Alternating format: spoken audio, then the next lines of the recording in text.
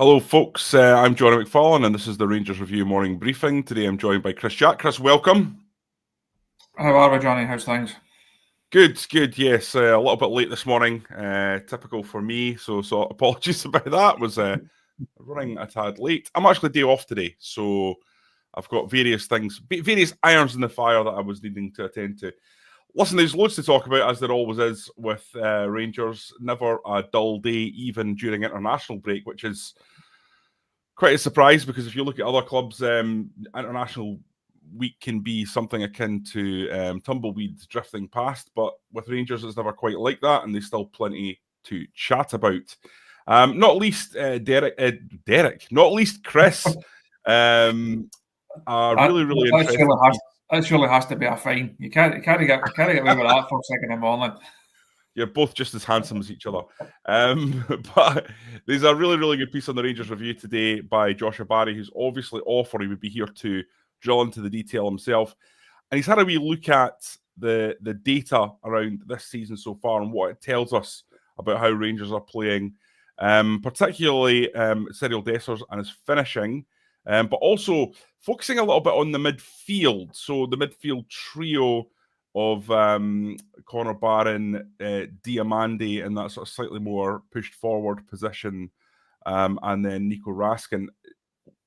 How do you, Chris, assess that three-man midfield? And what's your reckoning for the future in terms of how likely that is to remain together? I think on paper that looks like the best. I think that looks the best three right now. Certainly with Tom Lawrence also been injured. Josh actually touches on Lawrence in that piece on the site this morning, and I think he's perhaps been one of the, not quite a surprise package, but he has been one of the more influential attacking threats for Rangers. I know he's not exactly a firm favourite with a lot of the fans. I think there was a feeling over the summer that he could have potentially moved on, and it wouldn't have been a massive surprise or a huge loss. I think if he had moved on, having stayed at the club, he's played in a number of big games. Clearly, someone that the manager likes, and he does create chances. But more importantly, he does score goals. I think it's 5 that he's got already, 4 of them in the league, or 3 in the league off the top of my head. And he does offer a threat. That number 10 area, we spoke a lot about that over the course of the summer. Obviously, Todd Cantwell left the club, moved on, left Rangers with a hole to fill in there. Bayrami came in, and I think there was a lot of excitement amongst the fans about can Bayrami go and be that starting number 10, Tom Lawrence as your backup. For one reason or the other, that's not the way that a number of weeks unfolded. Obviously, have issues on the left-hand side. No Cortez, no Rabbi Matondo. That has forced Bayrami to play from that side. That gave Tom Lawrence the chance to play at 10.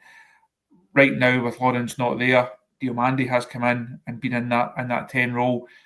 Overall, not overly convinced with Diomande this season. I don't think he's had a great start. I think you're right to be asking a bit more of a guy who came in. It was talked when he came in with a good profile. Rangers invested a lot of money in him, or a relatively large amount of money in him for where Rangers are in the transfer market. And I think they're just looking for a wee bit more. I'm not really sure what his best role in this team is yet. I think Josh's piece outlines that. You're just looking for a bit more, certainly in terms of an attacking influence when he plays as the 10. Could he drop back to play probably as the number 8? I think he could, but where does that then leave the partnership of Barron and Raskin, which has looked impressive? So ideally, I think you want Bayrami at 10, you want Diomande in the team, but that then comes at a cost. Now, I dare say it's a nice problem to have, but once everyone is fit, once everyone's available, what is the actual ideal makeup of that midfield? And that's before we get to, could we go back into the transfer market in January and potentially strengthen that area of the pitch once again. So I think there's quite a lot of issues there for Clement to solve. But unlike a lot of the ones that he's got to solve, this is actually a good one. He does have good players that I think the fans do like, and that there's definitely something in. It's just what is the right combination in there. You mentioned Tom Lawrence, Chris. Obviously, he's out of contract at the end of the season. Do you look at him and think there's someone that Rangers should be talking to? Or is it a case of playing the waiting game and just seeing how he responds across the whole season? For me, Tom Lawrence has just not been fit enough. And I think while he offers that ability to unlock doors, given he's got that 30-yard dig on him that no one else really has in the team or in the squad, for me, he's a player that you use until the end of the season and then say, right, thanks for your service. We're going to move on somewhere else, because he's not on low wages either. No, and I think the wages thing will come into it. You look at, it's interesting. The manager spoke a lot towards the end of last season. There's a number of the guys been out of contract, and he spoke about why Rangers cannot afford to be in this situation. Now, Lawrence is different to some of them because he's not a real sellable asset. He's not one that you look at player trading wise.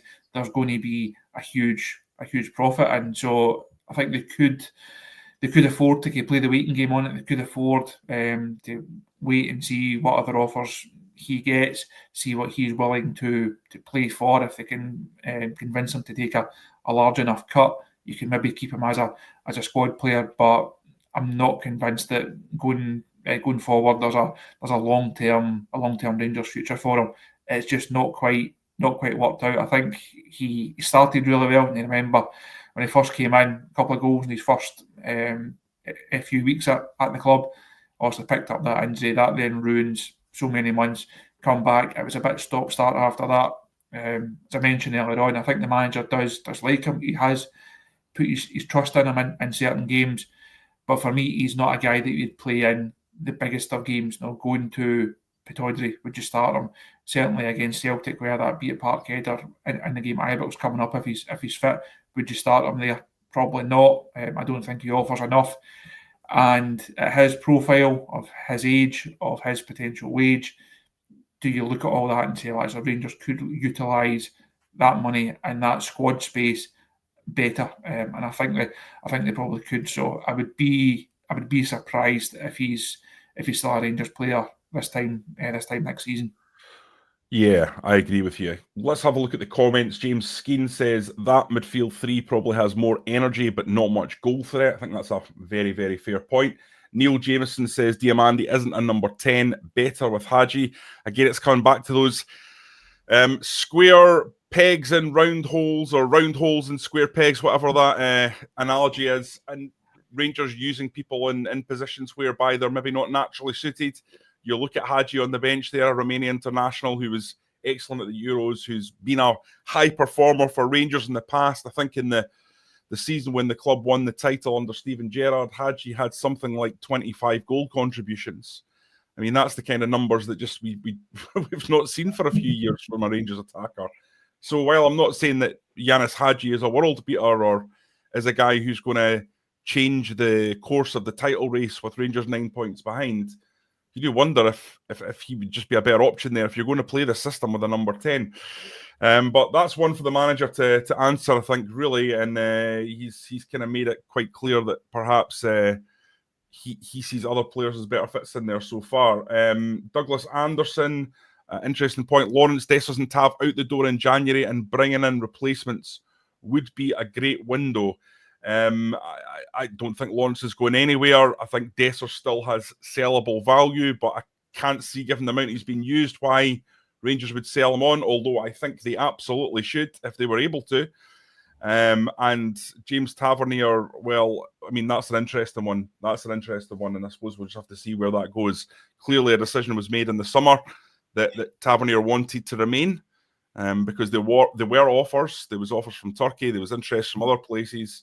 And quite what happened, I don't think anyone's really got to the bottom of yet, Chris, in terms of exactly what behind-the-scenes machinations were taking place. But certainly at one stage, there was talk of him leaving. There was an offer that was rejected. And then very, very, very swiftly, there was a Rangers TV interview that seemed to draw a line under the entire situation regarding Tavernier and potentially leaving. So let's see what happens come the summer. I don't think, come the winter window. I don't think Tavernier looks too happy personally. He's playing like he's unhappy, and he doesn't look body language wise like he's looked in previous years for me. So that's going to be an interesting one. But away from Tav and just on to Dessers, because that's another core part of Josh's article this morning. Chris, I've been very, very critical of Cyril Dessers. I know you've joined the party. Maybe you've been there from the start. I can't quite remember. But Josh is certainly starting to see my point of view and your point of view on this. And the data, I think, probably points to what a lot of Rangers fans are saying. Josh has gone into a bit of detail on this with regards to what his XG looks like. Now, XG is expected goals. It's a mathematical equation that works out how many and how good chances you've had and how many goals should have come from those chances. It's used across bookmaking and by people who beat the bookies and across football now. It's very, very highly used as a stat. And interestingly, Dessers so far this season in the league, you won't be surprised to know, has underperformed his XG. He's got 4 goals, but he should have had 5.08 based on his chances. And in the Europa League, he's managed a goal, but he should have had 2.01 goals. So he's underperforming by 2 goals in those 2 competitions. Now, there's some context around that. Rangers are taking fewer shots per 90 than they have been previously. Josh thinks that's a byproduct of Clement's team attacking at a slightly lower pace. But then you look at Danilo, and it's quite interesting in terms of Danilo coming in. He's not had a lot of game time. It's a small sample size.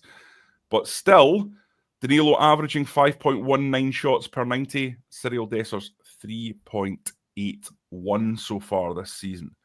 So quite interesting how much more Danilo is offering and how the statistics back all that up, Chris.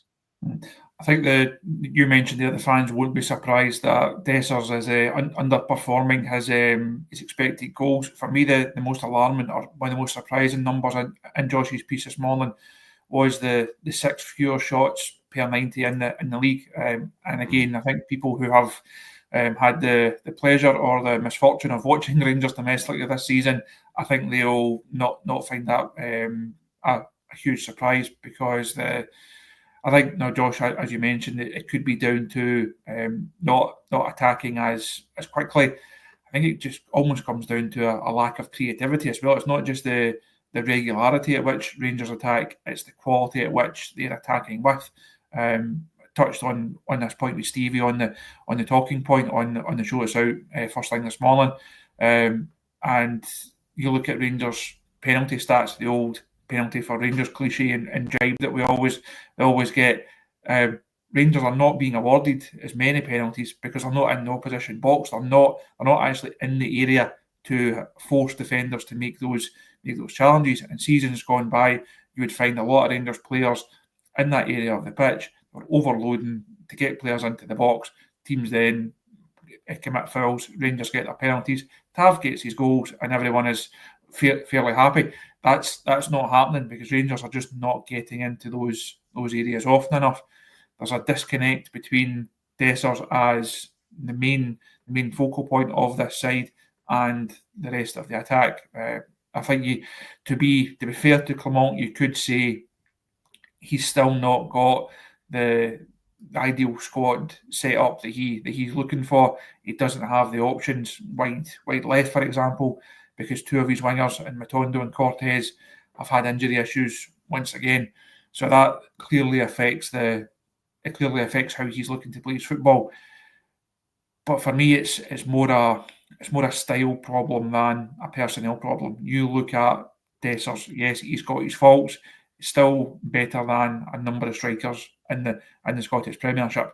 You look at Barami and Cherny, they are proven international players, more than good enough to be in a Rangers side and far better than a number of players within the Scottish Premiership. If you have those options as your front 3 Plus, you've got, like I said, Diomande in behind, Tom Lawrence in behind. There should be enough. There should be enough there for Rangers to ask more questions of teams. And I think that's that from Josh about taking six freer shots. That thing that almost feeds into the malaise almost from Rangers. They're not good to watch. They're not exciting. They're not taking the game to teams. They don't dominate games. They're not. They have won a number of these games by small margins, but they're not winning them by small margins when a goalkeeper pulls off 3, 4, 5 outstanding saves, or it's blocked on the line, or there's last gap challenges, and teams are defending for their lives. Teams are fairly comfortable against Rangers these days, certainly defensively, and Rangers they're nicking these games, they're edging these games, and eventually, yes, you can say it's a good habit to get into, to be able to win tight games, but eventually that type of thing catches up on you, and if it does catch up on Rangers, going to find themselves in even worse position than they already are.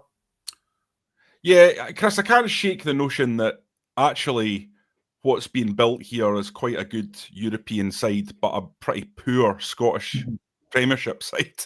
You know, Rangers go away and against a team that won the Conference League last year, look pretty comfortable, create good chances, and get a draw in Greece, a place that is just not easy to go.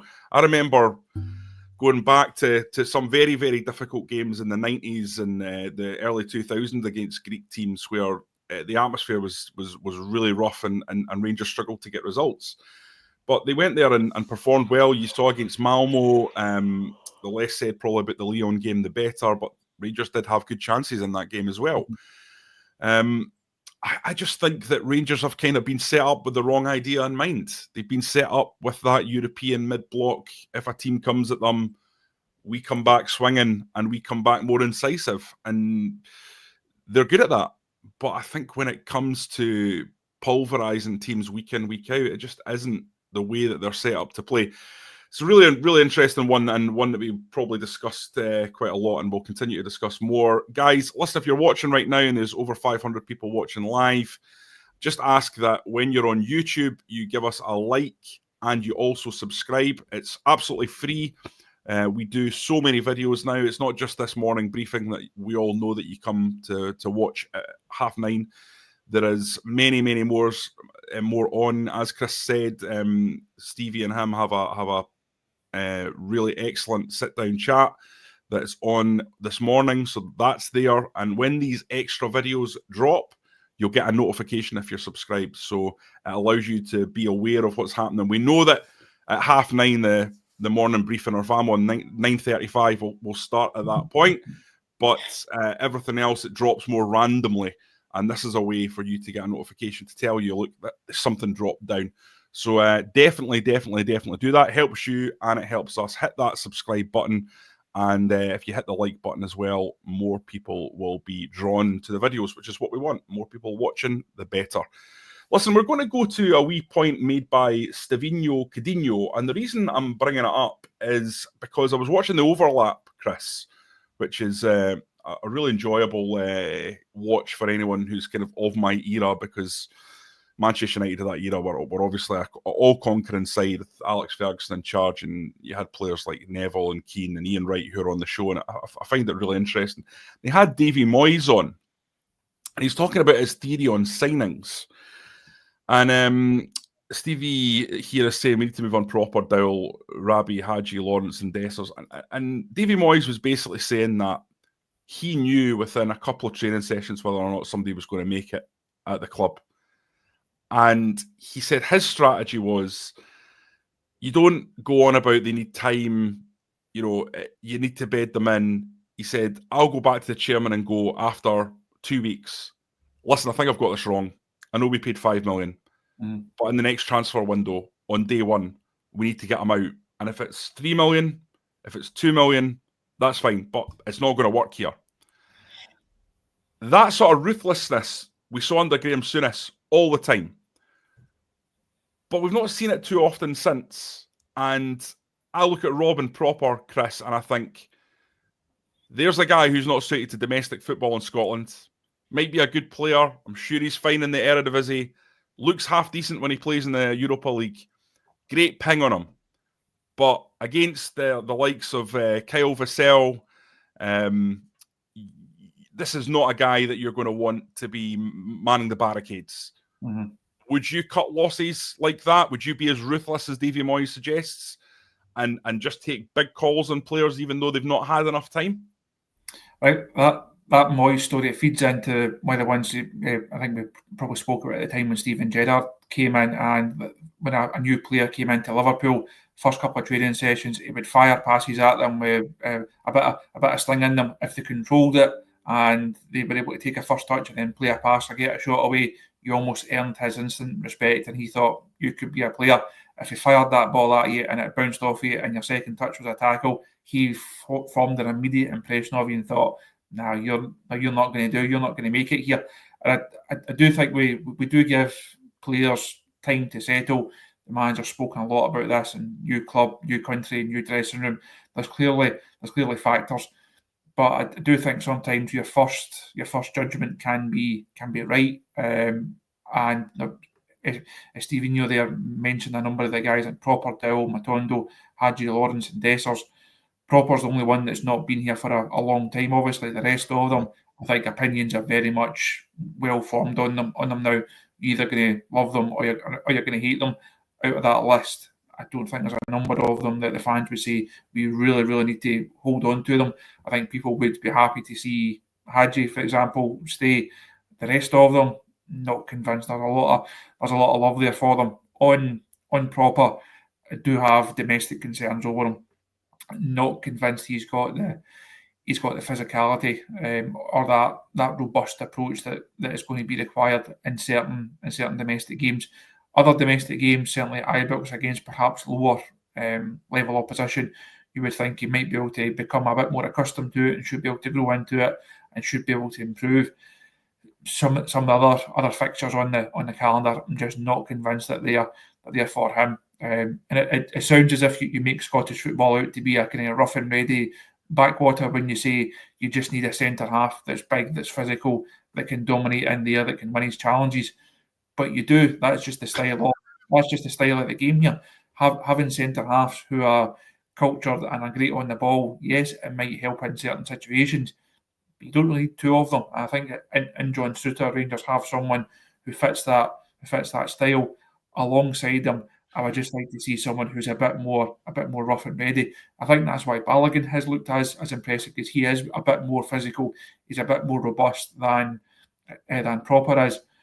If Leon Balogun was 5 years younger, it would be great. Unfortunately, it's not, he's not. Sorry, but I think it probably says quite a lot about how Proper has done so far, and the other centre half options there that Balogun signed as a stopgap is now.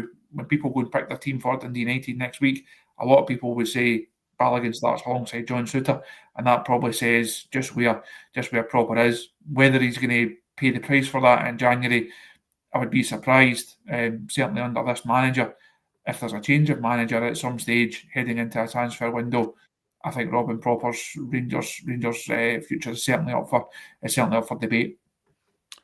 Yeah, it's not that Robin Proper is a bad player. I'm sure that he is a very good player based on what he's achieved in his previous career. But some players just don't suit Scottish football. Mm-hmm. And Chris, I don't think you have to look too far for a player that's not necessarily brilliant on the ball, but defends well. In Cameron Carter-Vickers, most people would say he's the most effective centre-half in Scottish football, unfortunately for Rangers. But that's the case. And that's not a guy who waltzes out from the back and picks a pass out very often. You know, he's a guy that gives the ball cleanly and crisply to someone who's better on it than he is, but defends with his life. And it's the kind of player that Rangers need to put first and foremost in getting someone like that into the team. I'm totally aware that if you've got someone good on the ball from the back and is moving the ball quickly, it makes your attacks more penetrative. But sometimes in life, you've just got to get the basics right. And I don't think Rangers have got the basics right at the moment. John Souttar is a guy who's really, really good on the ball and moves it out well when he's encouraged to do so, and he should be encouraged to do so more. He's got a big mistake in him, but if he didn't have a big mistake in him, he wouldn't be at Rangers. That's the scenario, because a centre half that's capable of doing all those things, defending well, moving out, these are expensive to get. But I think that the scouting in that area, it has to be more focused around muscularity, physicality, refusal to be bullied, grit, determination. These are things that I'm going to be looking for in a Rangers centre-half that I think have been lacking a little bit. You look back to the John Brown era, without sounding like an old git, John Brown wasn't a terrific football player. He was maybe a little bit underrated, to be fair. He could use the ball, but, first and foremost, he put his head where it hurts. And I think Rangers could do with at least one centre-half who does that on a regular basis. And I suppose the other thing is, if Clement was to make a ruthless decision, Chris, as head keeper has said, who's Clement going to go to and say, I've made a mistake, let's move this guy on quickly? Because we've still got this vacuum. Interestingly, I had a wee question here. The sniper pointing it to me. Jonny, rumours of the Hibs CEO coming to Ibrox. Well, I'll tell you who'd be happy with that, sniper. Hibs fans, because he's not popular and they're at the bottom of the league. And I don't think that would be well received. He's done a very good job behind the scenes at Hibs with regards to the corporate numbers and renovating the stadium and putting more kind of boxes in and all these type of things, getting the commercial revenue up. But football-wise, it's been an absolute horror show, and appointment of managers has been really poor.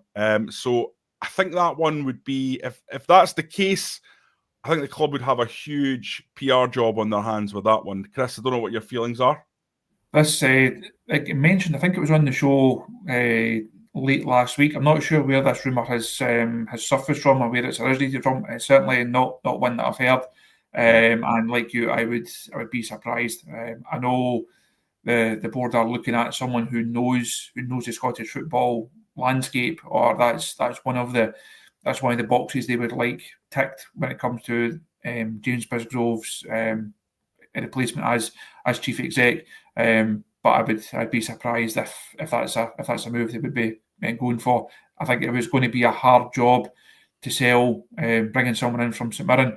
Like you say, given Hibs' position and their recent football fortunes, it would be a very hard sell to try and convince Rangers fans that that's the right way that's the right route to go down. Yeah, absolutely. Well, it'll be interesting to see if that one happens, but it's a difficult story to sell that, even though, as I say, there's no doubt he has done impressive work behind the scenes, but Rangers need to get someone who can fix the football side. I think that's ultimately the only kind of goal, because we don't need to tell anyone watching this, Chris, none of the good work that you do behind the scenes matters in any way if the club isn't firing. So you can have the best youth system in the world. Nobody cares if Rangers aren't winning. You can have a fantastic women's setup. Nobody cares if Rangers aren't winning. You've got to be realistic about the reality of how big an impact the core football operation has on how everything else is perceived. And that's going to be a really, really challenging one for whoever takes over, because the minute they get in the door, they'll have about 2 days grace, and then the pressure will be on, why aren't you winning? And that's something that CEO can't really influence in the short term. And that's why it's a job that even for 500 grand a year or 900 grand a year or whatever they charge that, I don't think I would thank you for, Chris. I would probably be in a straitjacket by the end of week 2. So listen, it's fascinating as to what's going to happen. I'm amazed it's taken this long, that we're still in a situation where we don't have a chairman. We're still in a situation where we don't have a CEO. Permanent ones, obviously, John Gilligan is doing a great job. I wouldn't go that far, but I would say he's doing a great turn for the board by coming in and taking on the role in the meantime and doing all the recruitment stuff. But it's been a long time since people left their positions, and I don't think we're any further forward in kind of and getting too many of them filled by the looks of things. I might be completely wrong on that, but I suspect it's taking a bit of time. And I understand, Chris, I might be wrong on this, so correct me if I am, but that the chairman is the focus, is the number one focus. The first one to be appointed will be the chairman. That's what I understand. That's if I'm going through it quite chronologically, it will be chairman before chief exec. Also, the accounts were out a couple of weeks ago. The AGM are counting down days to that. It's in 3 weeks now, 4 weeks. I believe there will be a chairman in before that AGM. I think that's certainly the ambition to have a chairman appointed before the AGM. I say chief exec then comes after that, and it's only once you have the chairman in, once you get the chief exec in, you can then start saying, well, can we look at a sporting director or a director of football or another football figure within the club. You then look at replacing Craig Robertson. You then look at replacing Zeb Jacobs as head of academy. Once you've got all that sorted, there's then a conversation to be had about the manager and the squad. So there's plenty of work to be done, but it all has to come from the top. It will have to flow down, and it will have to be quite a chronological way of doing things. There's a process, if you like, that will have to be worked through. But no, the chairman will be the first one, and it's then filling those other vacancies, because there's certainly a lot of work to be done. Yeah, I think that's right and proper, Chris. There's no point in appointing a youth supremo, to use the tabloid patter, or a director of football operations, when a chairman could come in and appoint a CEO who's got a completely different vision to what Bisgrove and Bennett had. They had this idea of, these pockets of leadership where there was less accountability put on one individual. It might be, and we know Josh has been advocating for this, that a CEO comes in and says, no, I'm wanting a director of football. I want to run like other big football clubs are running, and we want to have this guy in. So I think that's the way to do it. And I would take away any criticism of Rangers not appointing the academy director and not appointing the replacement in terms of the director of football operations, because that to me needs to be the guy making these key appointments and to move the club forward. So I would definitely underline that. So listen, Chris, we've got half an hour done, which is flown by. So thank you for joining me on the Rangers Review Morning Briefing. No problem. For a wee cameo, and I'll go back to my day off now and enjoy an afternoon of luxurious sitting on the couch doing nothing. We've got plenty more coming as the day commences. As I say, give us a wee plug for your podcast with Stevie. It was out to members on the YouTube channel yesterday, so you mentioned also subscribing to the channel earlier on. There is an extra level of subscription that you can take up on the channel. If you want to become one of our Rangers Review members, you then get extra videos. You get videos ahead of time. So the talking point with Stevie, we had the idea in the summer, we'll have our own series, we'll do it fortnightly. There'll be lots of exciting and interesting and great positive things to talk about. It's not quite gone to plan, unfortunately, but we have done a number of things. We've done one on James Tavernier's position. We've looked at the boardroom. We've looked at the chief exec. This week we're looking at Dessers, Danilo and Diomande, what they're bringing to the party, and potentially what the future holds for them come January. So that video is now live to public. So again, subscribe to the channel. You'll get the notifications when that lands. So that's there and good to view. And I'm working on a piece on Yanis Hadji for tomorrow morning, so that'll be on the site for tomorrow. I know Josh has got a few things in the pipeline as well, and that's why he's taking a well-earned day off. So Josh is off, you're off, Derek's off. I'm officially the Lone Ranger here at Rangers Review Towers for the day. Well, who better to hold the fort than Union Jack? Right, that's great. Thanks to everyone who's watched. Thanks for everyone who has sent in comments. Absolutely tons as usual. Really fantastic engagement on the Rangers Review. Every time I'm on, I'm shocked by just how many comments I have to get through, which is quite hard to juggle, actually, especially when your brain is melted like mine. So thanks again, and we will catch you later.